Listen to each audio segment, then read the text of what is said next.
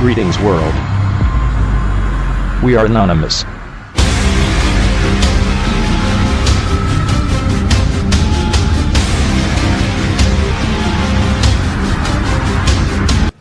Greetings world.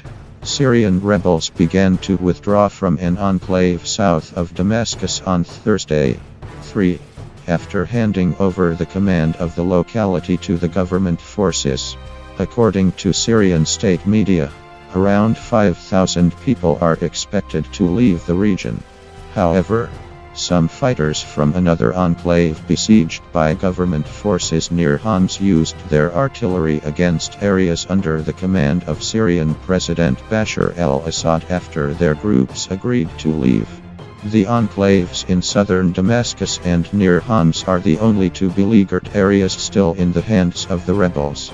But they still control large portions of northwestern and southwestern Syria, standing along their international borders, which are not fenced by the army.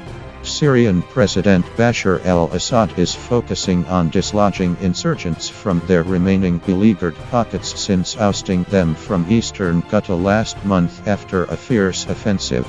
Syrian state television showed images of buses arriving in Beit Sam and crossing narrow streets surrounded by soldiers and concrete buildings showing marks of war. Later, the state media reported the exit of the first truck of buses that carried fighters and their families out of the area. About 5,000 fighters and families are expected to leave Beit Sam, Babila and Yalda neighborhoods in opposition areas in northern Syria, state media reported, following a previous group that left the enclave on Monday. Combatants from the Islamic State who control another part of the same enclave continue to struggle after weeks of intense bombing in the El Hajar al-Aswad area and the Yarm Palestinian refugee camp. On Wednesday, insurgents of the largest of the remaining besieged areas, located between the cities of Hama and Homs on the outskirts of the towns of Rastan, Talbisa and Haula, also agreed to surrender.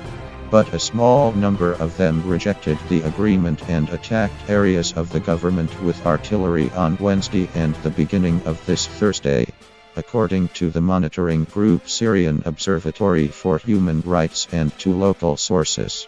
The font of the information is in description of the video. Thank you for watching.